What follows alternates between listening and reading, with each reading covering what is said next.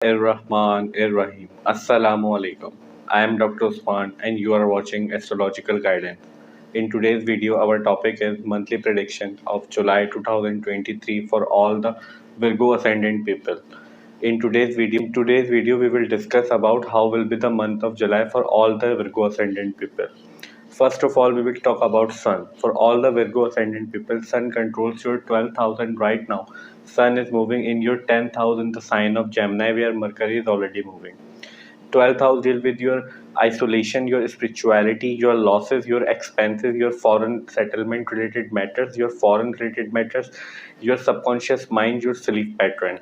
10th house deal with your work environment, your work colleague, your fame, your authority.